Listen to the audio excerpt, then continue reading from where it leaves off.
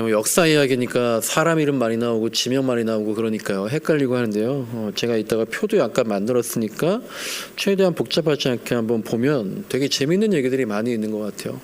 오늘 제목은 이제 역사 속 밀당. 하나님은 어디에? 하나님은 어디에 계신가? 이 상황 속에서 그런 주제로 말씀을 전하려는데요. 오늘 본문 처음에 사무엘상 19장 40절부터 43절 보시면요. 싸우고 있는 거예요. 이스라엘과 유다가 논쟁하는 장면이 나오죠.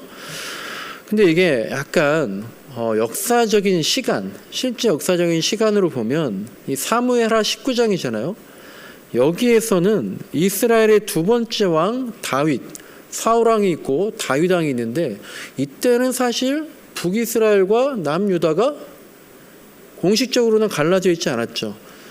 이스라엘이 북쪽 이스라엘과 남유다 따로 왕을 세우면서 갈라지기 시작한 건 다윗 왕의 아들 솔로몬 왕이 죽은 다음부터니까요.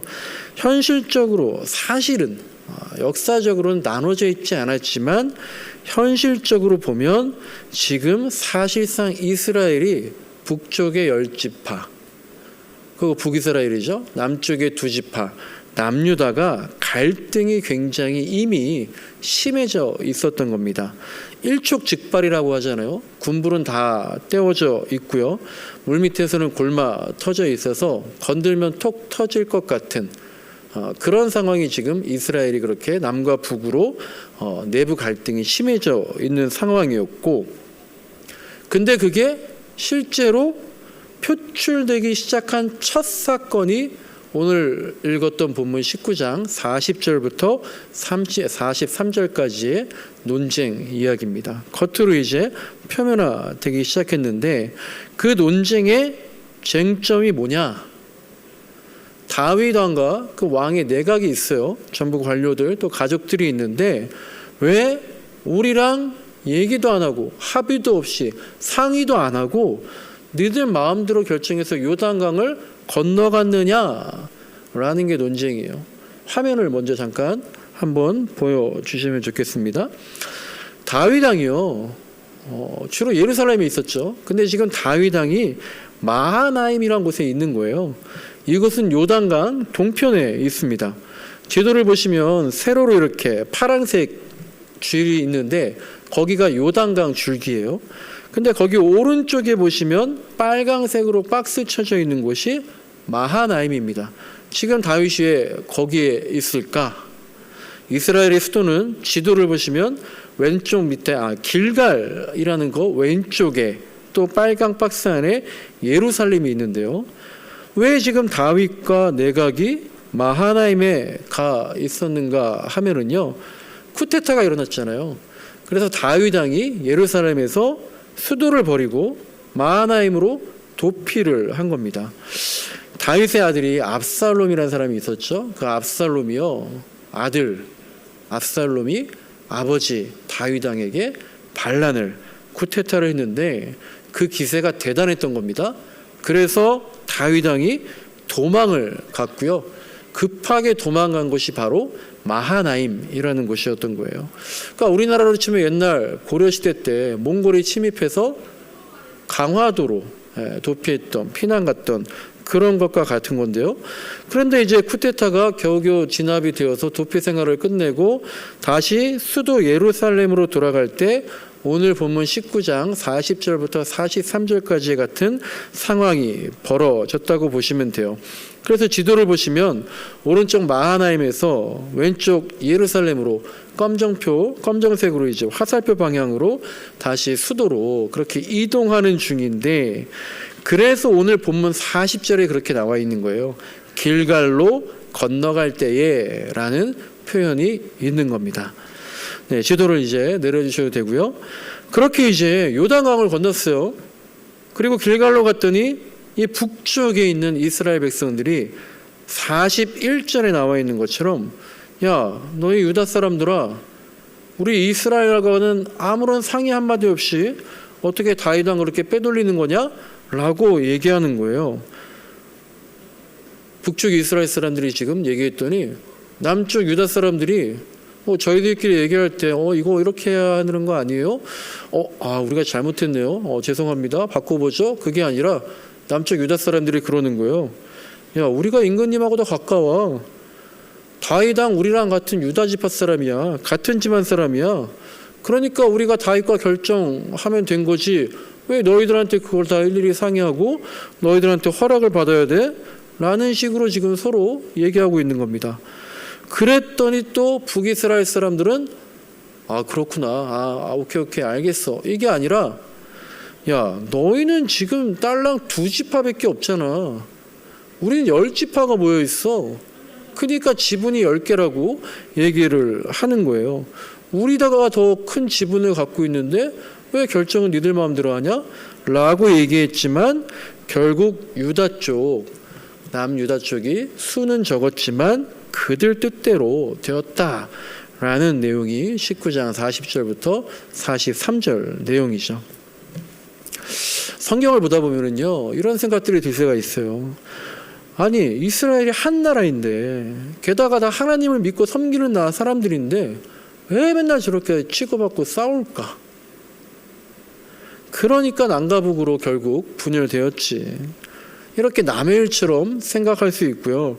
또 다윗이 수도를요, 뭐 마하나임으로 정하건, 예루살렘으로 정하건, 그게 뭐 그렇게 중요해? 우리는 대수롭지 않게 생각할 수가 있는 거죠. 그런데 현장에 있는 사람들에게나 당사자들에게는요, 간단히 넘어갈 문제가 다 아닌 것들이 있잖아요. 그러니까 제가 이제 여러분 세종시 이름이 뭔지 아세요? 세종특별자치구역 뭐 그런 거 말고 생각해 보니까 세종시가 행정중심 복합도시더라고요. 행정중심 복합도시. 그런데 이게 원래는 뭘로 만들려고 그랬던 거예요? 행정중심 복합도시가 아니라 행정수도로 만들려고 그랬던 거죠. 우리나라가 수도 서울에 모든 게 다 밀집되어 있으니까 지방으로 분산시키자, 수도를 옮기자라고 그렇게 했지만 그게 현실적으로 불가능하게 되니까 그렇다면 서울은 경제와 문화수도로, 세종은 정치와 행정수도로 만들어서 나중에 청와대와 국회도 다 옮기자, 그런 식의 논의가 있었지만 그런 행정수도 그런 거 다 무산되어서 일단은 그 이전 단계로 행정중심 복합도시라고 과도기적인 명칭이 붙은 건데요. 이걸 이제 대전이나 세종에 사는 사람들은 아니 왜 약속대로 행정도시 안 만들었어요? 왜 공약대로 안 하냐? 왜 정권이 바뀔 때마다 이렇게 바뀌냐? 이렇게 민감하게 생각하지만 다른 도시 사람들은 중요하게 생각하지 않고 서울 사는 사람들은 마치 오늘 본문의 유다 사람들처럼 콧방귀도 안 끼고 오히려 다행이라고 그렇게 생각하는 거고, 또 최근에 한창 막 논란이 되고 있는 서울 양평 고속도로 문제도 다 비슷한 내용들이잖아요. 그러니까 북쪽 이스라엘 사람들은요, 왕이 자기 북쪽 땅에 있으면 좋은 거예요. 그러면 이제 우리도 힘 좀 주고 살아보자. 그런데 남쪽 유다 사람들이 이제 쿠데타 끝났다고, 자기 볼일 다 봤다고 왕이랑 내각을 다 다시 예루살렘 남쪽으로 옮겨가니까 이런 말들을 하는 겁니다. 그런데 뭐 세종 뭐 행정중심 복합도시든 서울 양평 고속도로건 거기는 현실적으로 말하면 하나님의 통치 영역에서 벗어나 있잖아요. 그런 거 결정하면서 요즘에 누가 하나님은 어떻게 생각하실까? 이렇게 기준으로 생각하지 않잖아요. 그런데 북이스라엘이나 남유다는 어때요? 하나님의 통치 주권이 있는 곳이잖아요. 하나님이 다스리는 곳이고 하나님 말씀을 들어야 하는 곳, 그런 곳인데, 그런데 지금 오늘 본문을 보면 이 논쟁에서 도대체 하나님은 어디에 계신지, 이 사람들이 하나님의 입장에서 말하고 있는지, 다윗이나 북이스라엘이나 남유다의 장로들, 또 정치 지도자들, 종교 지도자들이 그들이 지금 하나님과 동행하고 있는지, 하나님의 통치를 인정하는지, 그런 게 안 보인다라는 거죠.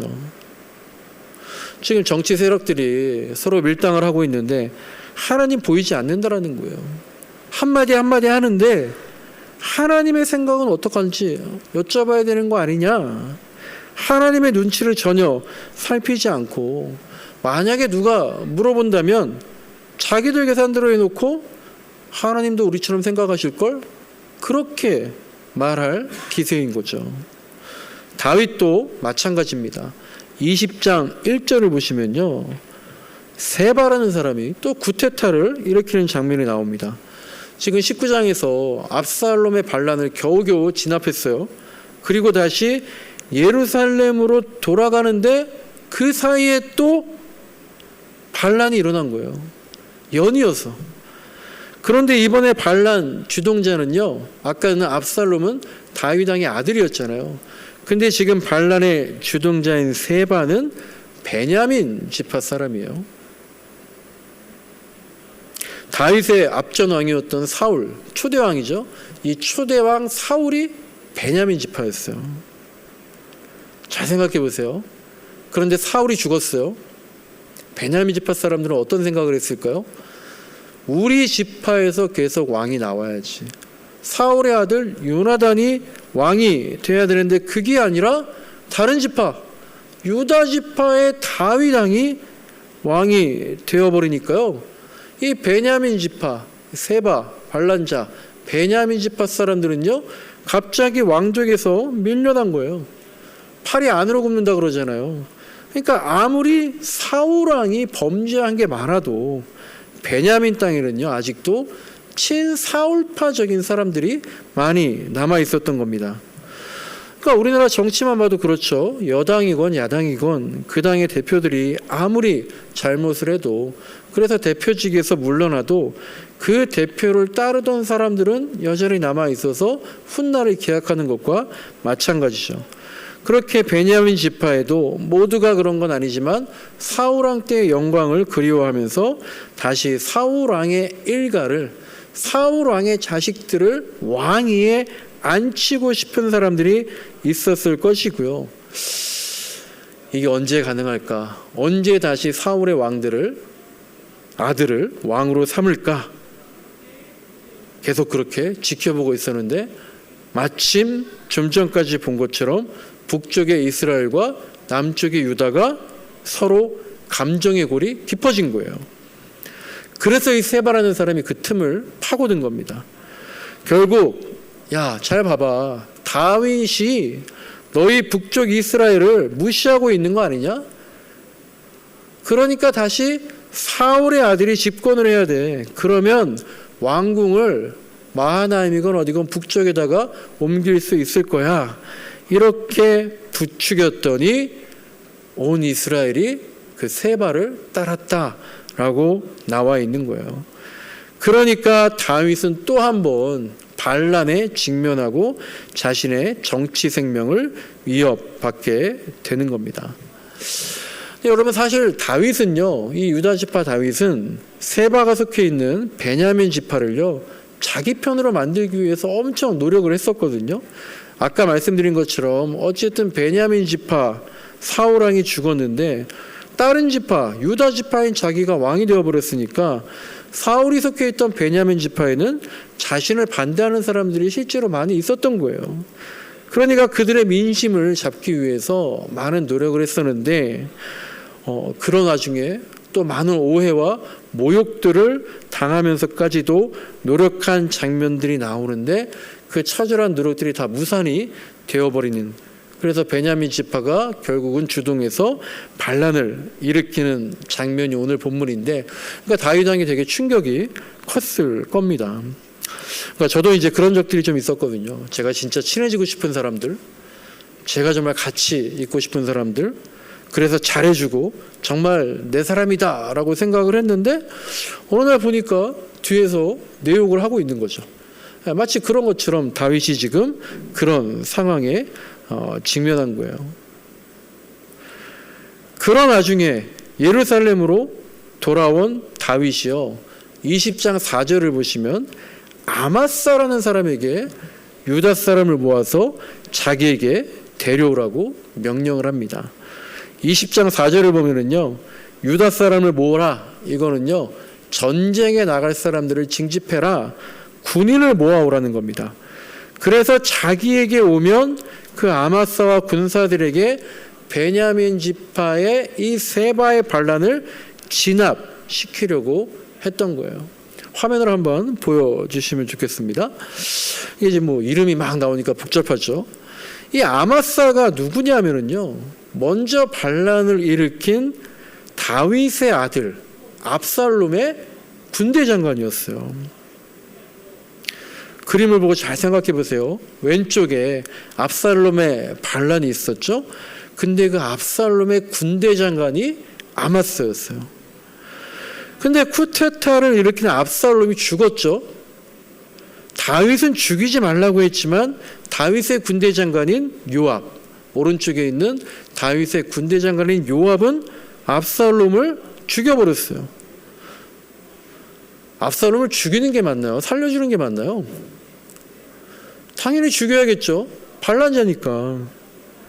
그 반영의 주동자를 죽이는 게 맞았는데 다윗은 자기 아들이기도 했으니까 절대 죽이지 말아라 라고 했는데 다윗의 군대 장관 요압은요, 그럴 마음이 전혀 없었고요. 그렇게 살려두게 되면 우리 군사들의 사기가 저하되기 때문에 의도적으로 자기가 직접 죽였던 거죠. 그래서 그 수장인 압살롬이 죽었으니까 압살롬의 군대 장관이었던 아마사도 당연히 처형하는 게 일반적인 건데 다윗은 또 아마사를 살려둔 거예요. 왜냐하면 그 아마사가 자신이 족한 유다 지파의 유력자, 명망이 있었던 사람이기 때문입니다. 그래서 다윗이 자기 지파의 유다 사람들의 민심을 더 굳히기 위해서 아마사를 활용하려고 했던 거예요. 그러니까 우리는 뭐 그렇잖아요. 선거할 때 보면 옛날에는 서로 욕하고 싸웠던 사람인데 이제 선거 이기려면 그 사람이 필요하니까 우리 자기 편으로 영입을 하는 경우가 있잖아요.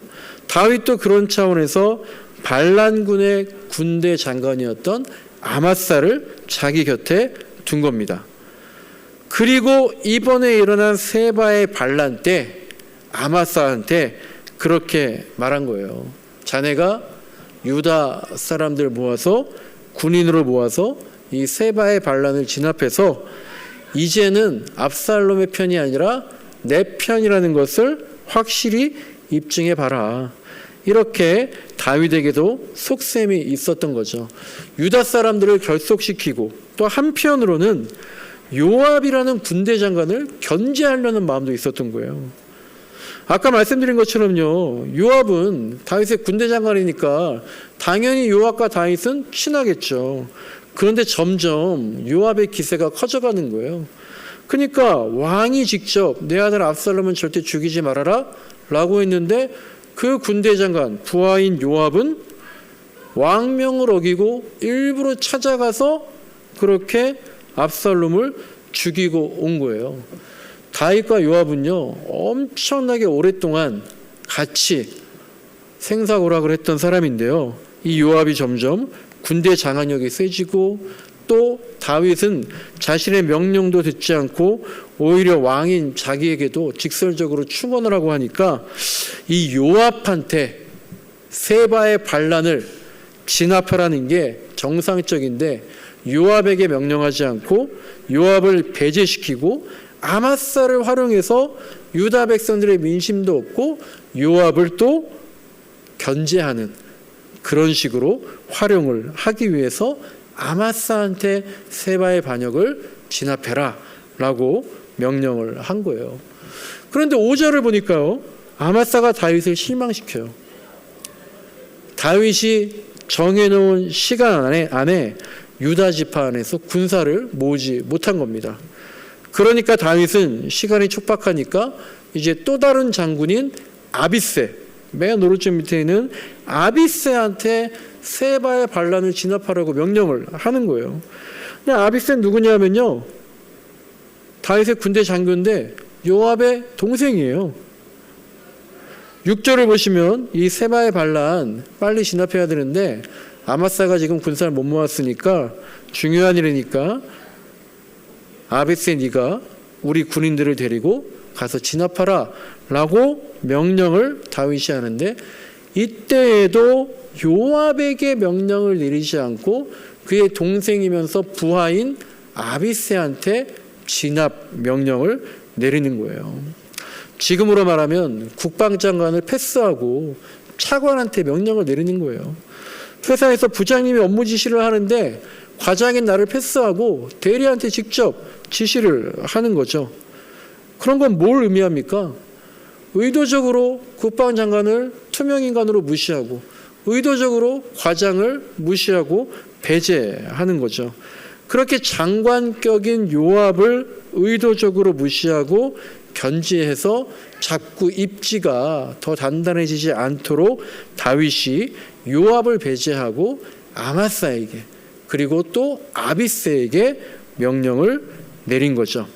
이제 화면을 내려주셔도 되고요. 그런데 성경 말씀 보시면요. 재밌죠? 7절과 8절을 보면은요. 아비새와 함께 간 사람들이 누굽니까? 7절 제일 먼저 언급되는 것이 바로 요압의 부하들인 거예요. 그리고 8절을 보니까 요압도 그 전장터에 같이 갔어요. 다윗이 여태까지 애써서 요압을 배제시키려고 했는데 이미 군대 조직은 요압이 없이는 안 돌아가는 거예요. 그런데 그 전장에 8절을 보니까 또 한 가지 뜬금없는 사건이 나옵니다. 아마사가 갑자기 와요. 이 아마사가 다윗이 정해놓은 시한을 지키지 못했지만 계속 유다인 군사들을 모아서 이제 다 모았는지 유다 지파들을 그 군사들을 데리고 전쟁터에 온 겁니다. 그랬더니 9절에서 요압이 어떻게 해요? 아, 군사가 더 왔구나. 잘 됐다. 더 빨리 진압할 수 있겠다. 이게 아니라 요압은 아마사를 죽여버립니다. 요압이 생각하기에는 이미 죽었어야 할 반란자 압살롬의 군대 장관인데 다윗이 그 반란군 군대 장관을 중용한 것도 이해가 안 됐고 또 세바의 반란을 진압해야 되는데 나한테 명령을 내리지 않고 아마사한테 다윗이 직접 명령 내렸으니까 내가 저 아마사 없애버려야겠다. 기회만 바라고 있을 텐데 마침 그 기회가 왔던 거죠. 이렇게 아마사, 요압, 다윗 서로 간에 막 계산을 하면서 지금 반란 와중에서도 자기 계산을 하고 있는 거예요. 그런데 그렇게 아마사가 죽었다, 요압이 죽였어요 라는 말을 다윗이 듣고 다윗의 마음은 또 어땠을까요? 분하기도 하고 또 명령을 하겠네. 두렵기도 했을 겁니다. 요압이 점점 승승장구하는구나. 사울이 언제부터 다윗을 두려워하고 견제하기 시작했어요? 다윗은 천천히요, 다윗은 만만히요, 사울은 천천히다. 이 얘기를 들었을 때부터 사울이 다윗을 견제했던 것처럼 다윗도 요압에게 그런 마음이 들었을 수도 있을 것 같아요. 하지만 요압이 실제적인 군 조직의 실세였기 때문에 어떻게 하지도 못했고요. 그래서 다윗이 나중에 죽기 직전에 솔로몬한테 유언을 하잖아요. 요압에 대해서 말을 합니다. 솔로몬아, 요압이 백발이 성성하게 살다가 평안히 지하로 내려가도록 내버려 두지 말라라고 유언을 합니다. 이 말은 뭐냐면요, 요압이 편안히 살다가 수명을 다해서 자연적으로 죽게 두지 말고 반드시 그 전에 처단해라 라고 아들한테 요압에 대한 유언을 했던 겁니다. 성경 본문을 보니까요, 수많은 밀당들이 있더라고요. 근데 뭐 약간 이름이 많이 나오고 막 하니까 읽기에는 복잡하지만 또 어떤 면에서 재미있는데요. 이걸 신앙적으로 보다 보니까요, 이런 생각이 드는 거예요. 여기 다윗이 나오고 요압이 나오고 아마사가 나오고 뭐 세바가 나오고 하는데 이 현장에 하나님은 어디 계시나라는 거예요. 아마사를 살릴까 죽일까? 아마사를 어떻게 활용할까? 요압을 어떻게 견제할까? 세바의 반란을 어떻게 진압할까? 이 결정과 처신 가운데에서 어떤 게 더 나한테 이익일까? 계산기를 열심히 두드리는데 하나님이 개입할 여지는 일부러 배제하고 차단하고 있는 것 같은 거죠. 그게 이 역사에서뿐만 아니라 저와 여러분의 직장에서, 가정에서, 사람과의 만남에서, 내 생각에서, 나의 계산, 나의 결정에서 하나님은 어디에 계십니까? 라는 겁니다. 하나님이 여기 교회에다가 우리가 일주일간 맡겨두고 보관해 놓고 주일날 여기 와서 하나님 찾아가고 또 맡겨놓고 그런 거 아닌가라는 거죠. 다윗도요, 제사를 드릴 때는요, 하나님을 열심히 찾아요. 근데 정치의 영역에서는 하나님의 영역을 줄여나가는 것 같아요.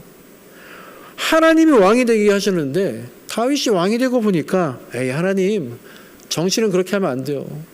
정치는 그런 게 아니에요. 그냥 잠자코 보고만 계세요. 그렇게 변하는 건 아닐까.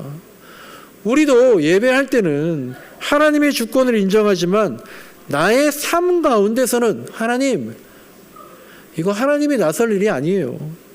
그렇게 생각하면서 하나님의 주권은 무시하면서 살고 있지 않은지 돌아봐야 할 것 같아요. 우리가 수많은 관계 속에서요, 겉으로든 속으로든 언제나 계산을 하면서 밀당을 합니다. 그런데 거기에서 하나님은 배제되어 있지 않은지, 아니면 일부러 우리가 하나님은 뒷방 늙은이처럼 따로 모셔두고 필요할 때만 불러오는 것은 아닌지, 내가 얼마나 하나님과 소통하고 있는지 돌아봐야 하겠다라는 거죠. 말씀을 마칩니다. 지난주엔 제가 기도는 주문이 아닙니다 라는 말을 했어요. 감사는 최면이 아닙니다, 그런 말을 했습니다. 오늘은 밀당은요, 사람들과 하지 말고요, 하나님과 하는 것이다 라는 말씀을 드리고 싶어요. 아니, 하나님과 무슨 밀당이에요? 무조건 순종해야지. 무조건 순종하면 좋은데 그게 아니더라도 하나님과 밀당하자. 적어도 다윗이 요압과 밀당하지 않고 하나님과 밀당했다면, 아마사와 밀당하지 않고 하나님과 밀당했다면 이스라엘의 역사가 다르게 흘렀을 수도 있을 겁니다. 하나님과 밀당한다는 것은요, 사람들과 타협하지 말고 하나님과 소통하고 하나님과 타협하라는 말입니다. 그만큼 하나님과 늘 대화하면서 내 옆에 계신 하나님 만나면서, 그러면 하나님의 기준으로 이 시대와 동행할 수 있지 않겠냐라는 거죠. 우리의 일상에서 하나님이 어디에 계십니까? 하나님께 순종해야죠. 가장 좋습니다.